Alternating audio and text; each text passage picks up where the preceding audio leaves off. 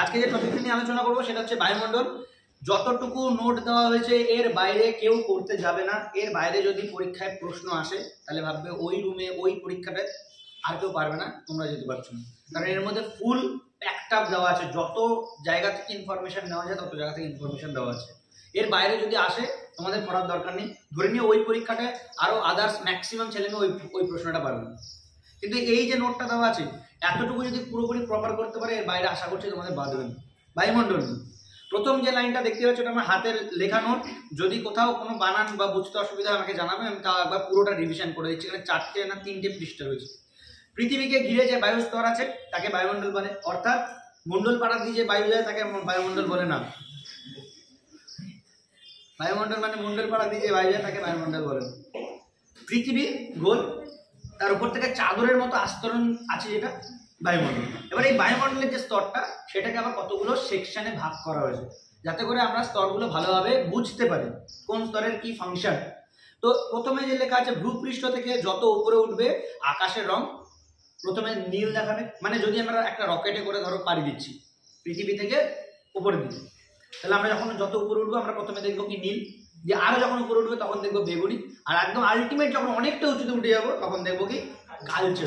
Next হচ্ছে ভূপৃষ্ঠ থেকে 10,000 কিমি পর্যন্ত বাতাসের অস্তিত্ব, যদিও প্রধানত ভূপৃষ্ঠ থেকে 1,000 কিমি পর্যন্তই ধরা হয়ে থাকে। অর্থাৎ মানে যদি আমরা এই বায়ুমণ্ডলটাকে ভূপৃষ্ঠ অর্থাৎ এই ভূমি থেকে 10,000 কিলোমিটার পর্যন্ত ধরি, পুরো 10,000 কিলোমিটার পর্যন্ত অ্যাকচুয়ালি আমরা ক্যালকুলেশন করবো না, আমরা ভূপৃষ্ঠ থেকে 1,000 কিলোমিটার পর্যন্ত মেইন বায়ুমণ্ডলটা বুঝতে পারি বা আমরা এটা নিয়ে রিসার্চ করতে পারি ভালোভাবে।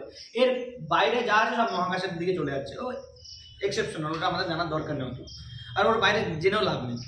বায়ুমণ্ডলের গ্যাসের ভর 97 ভাগই 25 কিমির মধ্যে থাকে। অর্থাৎ এই যে এরিয়াটুকুর মধ্যে আমাদের এই স্ট্র্যাটোস্ফিয়ার থাকে আর আসছি করে, মানে বায়ুমণ্ডলের যে টোটাল মাস মানে পুরো ভর, যদি মনে করি টোটাল 100% বায়ু আছে বা গ্যাস আছে, তার 97%ই থাকে 1 থেকে 25 কিলোমিটারের মধ্যে।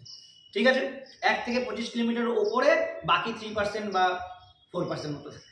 ঠিক, তাহলে মেইন ফান্ডাটা হচ্ছে 1 থেকে 25 কিলোমিটারের মধ্যে কিন্তু রয়েছে। ওকে, পরবর্তী কোয়েশ্চেন। প্রশ্ন দেওয়া আছে, একটা প্রশ্ন আসতে পারে কি একটু স্ট্যান্ডার্ড লেভেলের প্রশ্ন আসতে পারে, নোবেল গ্যাসের মধ্যে কোন গ্যাস বায়ুমণ্ডলে বেশি থাকে? নোবেল গ্যাসের মধ্যে আর্গন গ্যাস, যেটা বায়ুমণ্ডলে সব থেকে বেশি দেখা যায়। চলো পরবর্তী কি লেখা আছে, কি কি গ্যাস বায়ুমণ্ডলে আছে? অনেক গ্যাস আছে, আমি এখানে মেইনলি 4-5টা লিখেছি। তোমরা চাইলে অন্যান্য জায়গা থেকে মোবাইলের ফোনে যেখানে ইচ্ছা সার্চ করে আরো গ্যাসের নাম লিখে নিতে পারো। আমি মেইনলি 4টে লিখেছি। নাইট্রোজেন গ্যাস, কারণ এটা সব থেকে বেশি থাকে, 78%, পরীক্ষায় প্রশ্ন আসে। অক্সিজেন থাকে 21%, পরীক্ষায় প্রশ্ন আসে। আর্গন থাকে 0.93% এবং কার্বন ডাইঅক্সাইড থাকে 0.03%।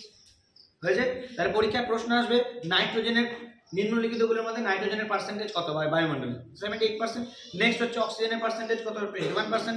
আর্গন হচ্ছে 0.93% অ্যান্ড কার্বন ডাইঅক্সাইড হচ্ছে 0.03%। Any doubt? কোনো বইতে 0.03, কোনো বইতে 0.04। কিসের কথা বলছিস? Carbon dioxide. আমি একদম মাধ্যমিকের সিলেবাসে, আমাদের ওয়েস্ট বেঙ্গলের যে মাধ্যমিক সিলেবাস আছে সেই সিলেবাসের বই ফলো করে এই নোটটা লিখেছি। অতএব ওয়েস্ট বেঙ্গলের যত ছেলেমেয়ে আছে সব 0.03% পড়ছে, আর তাই জন্য আমার মনে হলো যে বাচ্চাদের ওপর যেহেতু সিলেবাসটা তৈরি করা, নিশ্চয়ই ভুল করবে না।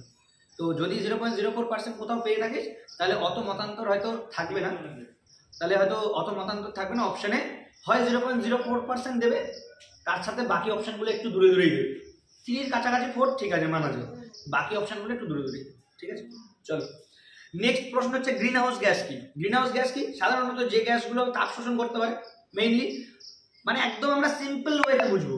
এর কিন্তু অনেক ডেফিনেশন আছে, তোরা যদি জিওগ্রাফি যারা অনার্স করবি তারা দেখবি গ্রিন হাউস গ্যাসের অনেক বড় বড় ডেফিনেশন আছে। আমরা সিম্পল ওয়েতে যতটুকু না বুঝলো না, একটা পরীক্ষা ধর আমার 1 সপ্তাহ পর আছে, বায়ুমণ্ডলের নোটটা আমি রিভিশন করবো, জাস্ট আমি একবার চোখ বলাবো, রিভিশন করবো, বাস বায়ুমণ্ডল কমপ্লিট। এই জন্যই নোটটা এতটা সরলভাবে করে, বুঝতে পারছি? তাহলে নেক্সট গ্রিন হাউস গ্যাস কি? সাধারণত যে গ্যাস তাপ শোষণ করতে পারে, আর সেই তাপ শোষণ করতে পারে বলেই পৃথিবী কখনো খুব ঠান্ডা বা কখনো খুব গরম হয় না, সমতা বজায় রেখে চলে। যেমন কার্বন ডাইঅক্সাইড, আমি যদি বলি কার্বন ডাইঅক্সাইড কি গ্যাস শোষণ করে? তাপ শোষণ করে, যার জন্য আমাদের কি গ্লোবাল ওয়ার্মিং হচ্ছে এখন। কেন? কারণ বাতাসে কার্বন ডাইঅক্সাইডের পরিমাণ বেড়ে যাচ্ছে, যার জন্য আমাদের বায়ুমণ্ডলটা গরম হয়ে যাচ্ছে। কিন্তু এই বায়ুমণ্ডলটা দিয়ে গরম হওয়াটা ঠিক আছে, কিন্তু অতিরিক্ত ঠিক মানে গরম হওয়াটা ঠিক না। এর 10 বছর 20 বছর আগে আমাদের বায়ুমণ্ডল মোটামুটি 32 থেকে 35 ডিগ্রি সেলসিয়াস পর্যন্ত উঠতো গরমকালে, কিন্তু এখন 42, 43, 44 ক্রস করে যাচ্ছে এখনই, যেটা আমরা একটা সময় 10 বছর আগে এক্সপেক্ট করতাম যে খবরে দেখতাম রাজস্থানের এইবারের গড় তাপমাত্রা 44 ডিগ্রি রাজস্থানে দেখতাম, এখন রাজস্থানের এমন এই আমাদের হুগলির গড় তাপমাত্রা 44 ডিগ্রি। তো ধীরে ধীরে বাড়ছে শুধুমাত্র এই অ্যাটমসফিয়ারিক গ্যাসগুলোর জন্য, ঠিক আছে।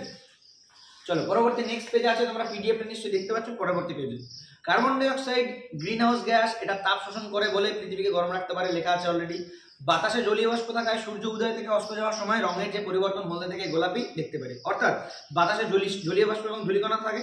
সূর্যের রং মেইনলি হলুদ হয়ে ওঠে, সূর্য এখনো হলুদ, যখন অস্ত যাবে তখনও হলুদ, কিন্তু আমরা যখন সূর্য সকালবেলা উঠতে দেখি তখন হলুদ দেখতে পাই, হালকা গোলাপি গোলাপি বলছি, হ্যাঁ কমলা, হালকা কমলা দেখতে পাই। কিন্তু যখন অস্ত যায় তখন আমরা দেখি পিঙ্ক কালার হয়ে গেছে, হেভি সুন্দর লাগে, কুসুমের মতো লাগে দেখতে। তাহলে সূর্যের কি কালার চেঞ্জ হতে হতে যাচ্ছে নাকি? না, বায়ুমণ্ডলের মধ্যে অনেক জলীয় বাষ্প, অনেক ধূলিকণা আছে, যার জন্য সূর্যের রশ্মিগুলো শোষণ করে এদিক ওদিক হয়ে আমাদের কালারটা আমাদের চোখে এসে এমনভাবে পড়ে। মানে আমাদের আর সূর্যের মাঝখানে যে প্রলেপটা আছে সেটাই ওই কালারটা চেঞ্জেস করছে, ঠিক। চলো পরবর্তী ট্রপোস্ফিয়ার। এবার আসছি আমরা স্ফিয়ারে। প্রথম যে স্ফিয়ারটা কোথায়, ভূপৃষ্ঠ থেকে 16 কিলোমিটার পর্যন্ত, মানে এখান থেকে যদি আমরা ত্রিবেণী অব্দি ধরি 16 কিলোমিটার, তাহলে এই ত্রিবেণীটাকে আমরা সোজাসুজি উপরে তুলে দিলাম, বুঝতে পারলি? তাহলে এইখান থেকে ত্রিবেণী অব্দি যতটা দূরত্ব, এখান থেকে ত্রিবেণী অব্দি উঁচুতে ততটা দূরত্ব, এই এরিয়াটুকু হচ্ছে ট্রপোস্ফিয়ার, ঠিক। তাহলে ভূপৃষ্ঠ থেকে 16 কিমি পর্যন্ত বিস্তৃত হচ্ছে ট্রপোস্ফিয়ার। ধুলোর কণা জলকণা থাকে বলে মেঘ ঝড় ঝঞ্ঝা দেখা যায়, মানে যত যা ঝড় ঝঞ্ঝা কালবৈশাখী আমপান হুদহুদ যা দেখি সব ট্রপোস্ফিয়ার হয়েছে। একটা সময় পর বায়ুমণ্ডলে যত উপরে ওঠা যায় না কেন, উচ্চতা আর কমতে পারে না, সরি উষ্ণতা আর কমতে পারে না। মানে এটা ভালো করে বুঝবি। একটা সময় পর ধর একটা বাড়ির একটা গার্জিয়ান একটা বাচ্চাকে রোজ পেটায়, কোনো কারণ ছাড়াই পেটায়, তারপর ওর একটা সময় ও একদম ঢেতা হয়ে যা হয় পেটাও, কোনো ব্যাপার না, মানে অল্প একটু লাগবে, একটু লাগবে, কিন্তু এবার পেটাও, আমার কোনো ব্যাপার নয়, মুখ শুনতে এরকম হয়ে যায়। ঠিক সেরকমই একটা সময় পর বায়ুমণ্ডলের উষ্ণতা একটা সময় পর কমতে কমতে এমন একটা স্টেজে পৌঁছে যায় যেখানে যতই উপরে উঠবি আর কমবে না, মানে যা আছে ওই নিউট্রাল, হয়তো একটু কম বেশি 19-20 হয়। একদম অ্যাকুরেট ক্যালকুলেশন যারা গবেষণা করে তারা করবে, আমাদের যতটুকু চাকরির পরীক্ষার জন্য দরকার ততটুকু। ওকে, তাহলে কিন্তু আবার পরিবর্তন হবে। দেখ, ট্রপোস্ফিয়ারে একরকম বায়ুমণ্ডলের উষ্ণতা হবে, স্ট্র্যাটোস্ফিয়ারে একরকম হবে, তার কারণ আছে। আর বিসিএস এ এই ধরনের প্রশ্ন আসে যে স্ট্র্যাটোস্ফিয়ারে বায়ুমণ্ডলের উষ্ণতা কমে না বাড়ে, একই থাকে, হ্রাস বৃদ্ধি হয়, এইরকম প্রশ্ন থাকবে। যে স্ট্র্যাটোস্ফিয়ারে উচ্চতা বাড়ার সাথে সাথে, প্রশ্ন শোনো ভালো করে WBCS এ, স্ট্র্যাটোস্ফিয়ারে উচ্চতা বাড়ার সাথে সাথে তাপমাত্রার বৃদ্ধি হয়, হ্রাসও হয় না, বৃদ্ধিও হয় না, আর হ্রাস বৃদ্ধি দুটোই, এরকম অপশন থাকবে। তাহলে আমাদের বুদ্ধি করে উত্তর করতে হবে, যখনই পড়াবে এখন উত্তর তোরা নিজেরাই করতে পারবে। চলো, এই স্তরে যত উপরে ওঠা যায় উষ্ণতা তত কমতে থাকে। 1000 কিমিতে 6.5 ডিগ্রি সেলসিয়াস কমে, এটা হচ্ছে ট্রপোস্ফিয়ার। মানে ভূপৃষ্ঠ থেকে যদি আমরা 1000 কিলোমিটার উঠি, অর্থাৎ 1000 মিটার, মানে 1 কিলোমিটার যদি যাই, তাহলে আমাদের উষ্ণতা 6.5 ডিগ্রি সেলসিয়াস কমে যাবে, ঠিক। আবার যদি 1 কিলোমিটার উঠি আবার কমবে। চলো, 1000 ওটা তাহলে চেঞ্জ করে মিটার করে নিবি, ঠিক আছে, ওটা ভুল হয়ে গেছে, ওই কিমিটা মিটার করে নিবি। হ্যাঁ, হ্যান্ড নোট তো রাত্রেবেলায় লিখেছি, ঘুমের ঘরে হয়তো লিখে ফেলেছি, সবাই ঠিক করে নিবি এটা। চলো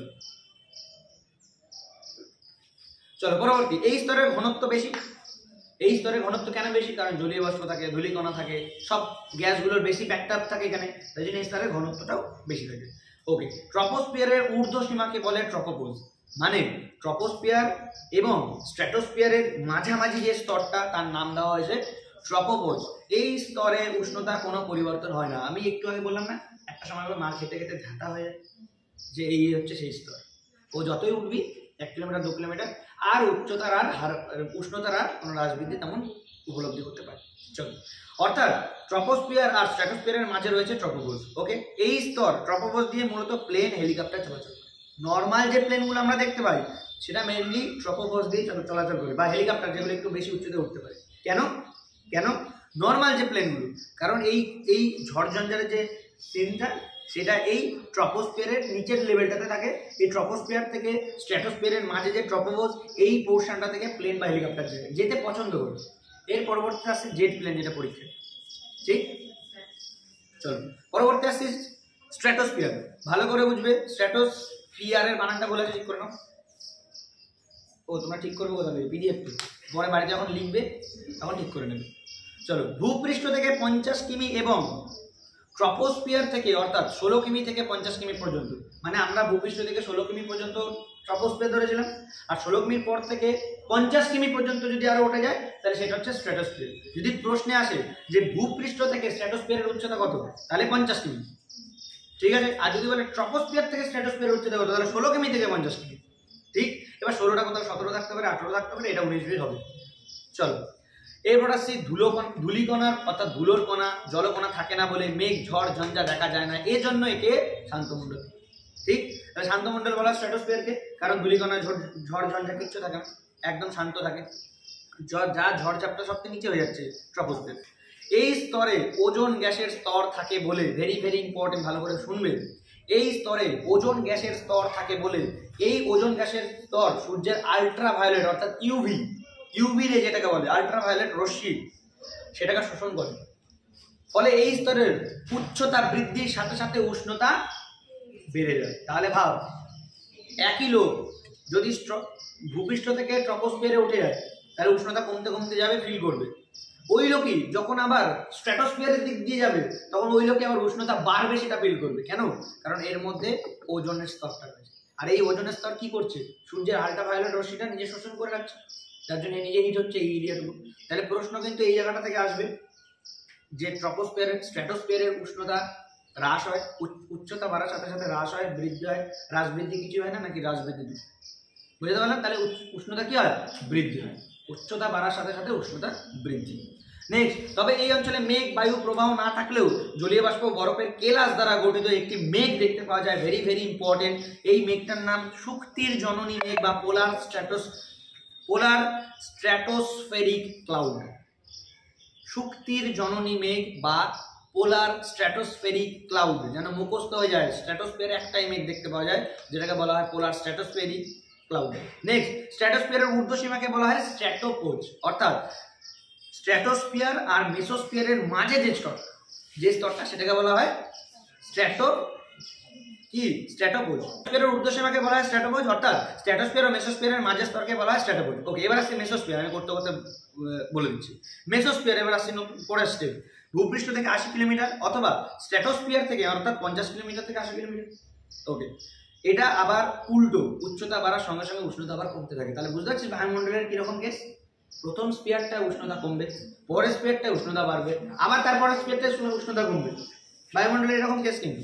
চলো পরের পেজে উল্টাও, টার্ন নিয়ে নাও। এই স্তরকে বলা হয় বায়ুমণ্ডলের শীতলতম অঞ্চল। তাহলে পরীক্ষায় প্রশ্ন আসবে, যদি স্ট্যান্ডার্ড লেভেল প্রশ্ন করে তাহলে বলবে বায়ুমণ্ডলের শীতলতম অঞ্চলের নাম কি? তাহলে উত্তর হবে কিন্তু মেসোস্ফিয়ার। ঠিক আছে, উষ্ণতা যদি জিজ্ঞাসা করে কত, -90 ডিগ্রি সেন্টিগ্রেড বা -90 ডিগ্রি সেলসিয়াস। ঠিক আছে, উষ্ণতাটা পাশে দেখবি -90 লেখা আছে, ডিগ্রি সেলসিয়াসটা ওঠেনি তোদের, ওটা দেখে নিবি, লিখে নিবি। মহাকাশ থেকে ছুটে আসা উল্কা এই স্তরে এসেই ধ্বংস হয়ে যায়। নেক্সট, এই স্তরের ওপরের স্তরকে বলা হয় মেসোপোজ। নেক্সট, বিভিন্ন সাউন্ডিং রকেট বায়ুমণ্ডল পরীক্ষা নিরীক্ষা করার জন্য এই স্তরে পাঠানো হয়, মানে বায়ুমণ্ডল পরীক্ষা করার জন্য, আবারও বলছি গ্রহ উপগ্রহ পরীক্ষা করার জন্য নয়, কিন্তু এইখানে প্রশ্নে টুইস্ট থাকবে। বায়ুমণ্ডল পরীক্ষা নিরীক্ষা করার জন্য যে সমস্ত রকেট বা স্যাটেলাইট বা যাই হোক পাঠানো হয়, সেটা পাঠানো হয় এই স্তরে অর্থাৎ মেসোস্ফিয়ারে। এরপরেই কিন্তু আর একটা প্রশ্ন আছে, ওটা ভালো করে খেয়াল করবে। হ্যাঁ, এই স্তরে একটা অন্যরকম মেঘ দেখতে পাওয়া যায়, তার নাম নকটিলুসেন্ট ক্লাউড। এর বাংলাটা সঠিকভাবে পাওয়া যায়নি, তোরা পেলে আমাকে বলবি। আলোক প্রভা এক ধরনের মেঘ দেখতে পাওয়া যায়, মানে আলোর ঝলক দেখতে পাওয়া যায়, মানে মেঘটার কালার তোরা গুগলে সার্চ করে লিখে নিবি নকটিলুসেন্ট ক্লাউড দেখতে পাবি, যে নীল কালারের বা লাল কালারের কিছুটা এরিয়া জুড়ে গরমকালে আমরা মাঠে বসে শুয়ে উল্টো দিকে দেখতে পাই মাঝে মাঝে, নকটিলুসেন্ট। ঠিক, তাহলে নকটিলুসেন্ট ক্লাউড বা আলোক প্রভা যে মেঘ, সেই মেঘটা আমরা দেখতে পাই এই স্তরে মেসোস্ফিয়ার। ওকে, এরপর আর কোন স্তরে মেঘ দেখতে পাওয়া যায় না। তাহলে লাস্ট স্তর যেখানে মেঘ দেখতে পাওয়া যায় ইজ কল্ড মেসোস্ফিয়ার। ছোট্ট ছোট্ট প্রশ্ন, কিন্তু আমি আবারও বলছি ইনফরমেশন এমন ভাবে লেখা মনে হবে সোজা সাপটা লাইন বাচ্চাদের মতো পড়ছি, কিন্তু এর মধ্যে প্রতিটা লাইনের মধ্যে কোশ্চেন চলে যাবে। নেক্সট, থার্মোস্ফিয়ার ভূপৃষ্ঠ থেকে 500 থেকে 700 কিলোমিটার এবং মেসোস্ফিয়ার থেকে অর্থাৎ 80 কিমি থেকে 500 কিমি বা 700 কিমি পর্যন্ত, কোনো কোনো জায়গায় 500 থাকতে পারে, কোনো কোনো জায়গায় 700 থাকতে পারে, সেটা দেখে নিন পর্যন্ত যে স্তর তাকে বলা হয় থার্মোস্ফিয়ার। উষ্ণতা বৃদ্ধি পায় স্তরে, তাহলে বলতো আগের স্তরটা উষ্ণতা বাড়লো না কমলো? এই স্তরটা আবার উষ্ণতা বাড়লো, বুঝতে পারছিস? তাহলে উষ্ণতা কি বলছে? উষ্ণতা বৃদ্ধি পায় প্রায় 2000 ডিগ্রি সেলসিয়াসে পৌঁছে। ঠিক আছে, এই স্তর সূর্য থেকে আসা এক্স রশ্মি এবং আল্ট্রাভায়োলেট রশ্মি শোষণ করে, যা ধনাত্মক এবং ঋণাত্মক আয়নে ভেঙে যায়, যার জন্য এই স্তরের নিচের স্তরকে বলা হয় আয়নোস্ফিয়ার। আর এই স্তরটি কেলভিন হেভিসাইড, আর এই স্তরটির নাম বলা হয় কেলভিন হেভিসাইড। মানে এই যে সূর্য রশ্মিটা ওরা শোষণ করে আল্ট্রাভায়োলেট, ওটা দুটো কণায় ভেঙে যায়, একটা হচ্ছে ধনাত্মক, একটা ঋণাত্মক। যে আয়নে ভেঙে যায় তখন ওই যে স্তরটা, তার নাম হয়, নিচের স্তরটার নাম হচ্ছে যেখানে এই কণাগুলো ভাঙে অর্থাৎ এই কাজগুলো সংগঠিত হয়, মানে গঠিত হয়, সেই স্তরটার নাম বলছে আয়নোস্ফিয়ার, যেটার নাম হচ্ছে কেনলি হেভিসাইড স্তর। ঠিক, আয়নোস্ফিয়ারের অপর নাম কি যদি দিয়ে দেয় তাহলে এর উত্তর হবে কেনলি হেভিসাইড স্তর। Oh sorry, thermosphere, my mistake. Next, থার্মোস্ফিয়ারের নিচের যে পোর্শনটা তার নাম হচ্ছে আয়নোস্ফিয়ার।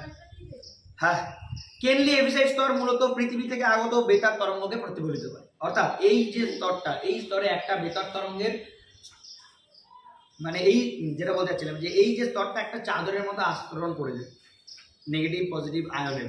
ঠিক আছে, আমাদের ভূপৃষ্ঠ থেকে যেটা আমরা রেডিও শুনতে পাই, যেটা পাঠায় সেই বার্তাটা ওইখানে হিট হয়। ধর এটা হচ্ছে একটা স্তর, এই ছাদটা, আমি একটা বল মারলাম, বলটা টাচ হবে আমার নিচে ফিরবে, এইটা হচ্ছে বেতার তরঙ্গ রিপিট করে, মানে রিটার্ন পাঠায়, প্রতিফলিত করে। ঠিক, তাহলে কোন স্তরে? থার্মোস্ফিয়ার বা আয়নোস্ফিয়ার। নেক্সট, উত্তর মেরুতে এক ধরনের আলোক দেখতে পাওয়া যায়, তার নাম অরা বোরেলিস। আর দক্ষিণ মেরুতে এক ধরনের আলোক দেখতে পাওয়া যায়, তার নাম হচ্ছে অরা অস্ট্রালিস। দুটো যেন মুখস্থ হয়ে যাবে, দক্ষিণ মেরুতে অরা অস্ট্রালিস আর উত্তর মেরুতে অরা বোরেলিস।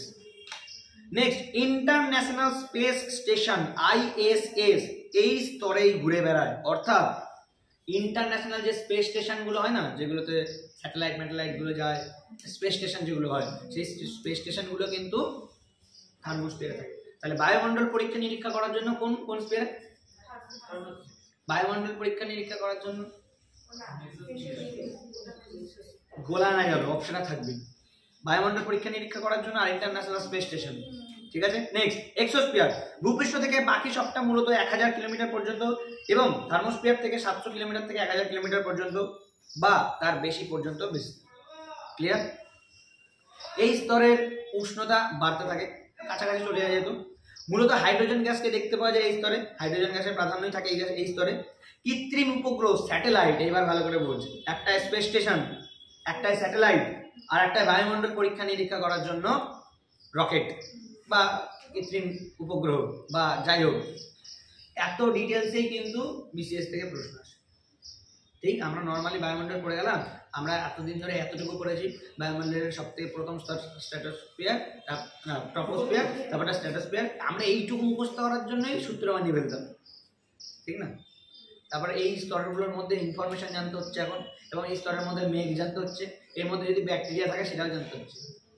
ঠিক, চলো, কৃত্রিম উপগ্রহ স্যাটেলাইট এই স্তরেই পাঠানো হয়। স্যাটেলাইট থেকে যে স্তরটি দেখা যায় সেটা এক্সোস্ফিয়ারের স্তরকেই বলা হয়। অর্থাৎ স্যাটেলাইট ধর চলে গেল একটা, ওই স্যাটেলাইট থেকে সমস্ত কিছু পরীক্ষা নিরীক্ষা করছে, স্যাটেলাইটটা ঘুরছে বায়ুমণ্ডলের উপরের স্তর দিয়ে, ওই স্যাটেলাইট থেকে কোনো যদি ছবি পাঠানো হয় তাহলে ওই ছবিটা কোন স্তরে পাওয়া যায় বলতো? এই এক্সোস্ফিয়ারে। ওই এক্সোস্ফিয়ারের যে স্তরের যে ছবিটা পাওয়া যায় তাকে বলা হয় জিওকরোনা। ঠিক, তাহলে হোয়াট ইজ জিওকরোনা? জিওকরোনা হচ্ছে স্যাটেলাইট থেকে এক্সোস্ফিয়ারের যে ছবি পাওয়া যায় সেই ছবিটার নাম হচ্ছে জিওকরোনা। ক্লিয়ার? এত ডিটেলস কোয়েশ্চেন পরীক্ষায় দেবে না, যেটা তোরা গ্রুপ সি গ্রুপ ডি দিবি। যদি কেউ ভালো এক্সাম দিস, অর্থাৎ পিএসসি মিসলেনিয়াস আরো ভালো লেভেলের যে সমস্ত গ্রুপ এ গ্রুপ বি পরীক্ষা, সেইগুলোতেই এই ডিটেলস দেবে। ঠিক আছে, নেক্সট প্রশ্ন, সূর্যের তাপের উৎস কি? নিউক্লিয় সংযোজন। পরীক্ষা প্রশ্ন অপশনে থাকবে নিউক্লিয় সংযোজন না নিউক্লিয় বিভাজন, এই দুটোর মধ্যে ক্লিয়ার কনফিউশন থাকে। তাহলে অবশ্যই নিউক্লিয় সংযোজন অর্থাৎ নিউক্লিয়ার ফিউশন কিন্তু এর উত্তর হবে। ভালো করে মাথায় রাখবে, এটা কিন্তু তোদের নর্মালি যে সমস্ত পরীক্ষাগুলো দিস সেই পরীক্ষায় এই প্রশ্নটা দেয়, সূর্যের তাপের উৎস কি? নিউক্লিয় সংযোজন না নিউক্লিয় বিভাজন? উত্তর হবে নিউক্লিয় সংযোজন। নেক্সট, হাইড্রোজেন ও হিলিয়াম গ্যাস সূর্যের মধ্যে থাকে 3:1 অনুপাতে।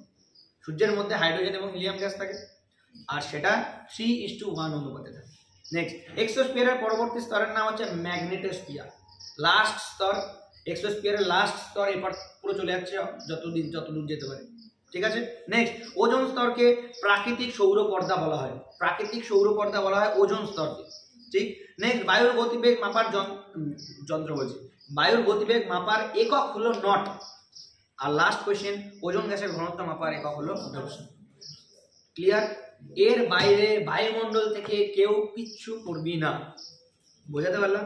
এর বাইরে যদি প্রশ্ন আসে ছেড়ে দিবি আমার নাম করে, এসে আমায় বলি যে এর বাইরে প্রশ্ন আসছে আমি ছেড়ে দিয়েছি তোমার জন্য, তবে আমি তোদেরকে উত্তরটা দেবো যে তুই ছেড়ে দিয়ে আসছিস মানে আরো ধরে নে ওই ক্লাসে কি ওই পরীক্ষার ম্যাক্সিমাম ছেড়ে দিয়েছিল, তুই পারবি না মানে কেউ পারবে না। আর এত ডিটেলস বায়ুমণ্ডলে কেউ পড়ে নাকি, দেখেছিস কেউ পড়তে? এত ডিটেলস পড়বেই না, যতটুকু আছে পড়ে মোটামুটি চলে যাবে যে থার্মোস্ফিয়ারের পরে স্তরের নাম কি, ওই করে চলে যাবে। নোট পুরো প্যাকড আপ, চাইলে তোরা খাতায় ডাউনলোড বলছি তোরা চাইলে খাতায় লিখে নিতে পারিস জিওগ্রাফির খাতায়, আর না চাইলে প্রিন্ট আউট করে নিতে পারিস। হাতেই লেখা, কিন্তু আমার হাতের লেখাটা একটুখানি খারাপ হয়ে গেছে, খুব তাড়াহুড়ো করে লিখেছি। তোরা চাইলে নিজের খাতায় নোট ডাউন করে নিবি, তাহলে ভালো হবে, তোরা লিখে পড়বি তাড়াতাড়ি বুঝতে। ওকে চলো আজকে তাহলে এই নোটটা কমপ্লিট হলো, এবার পড়া দাও।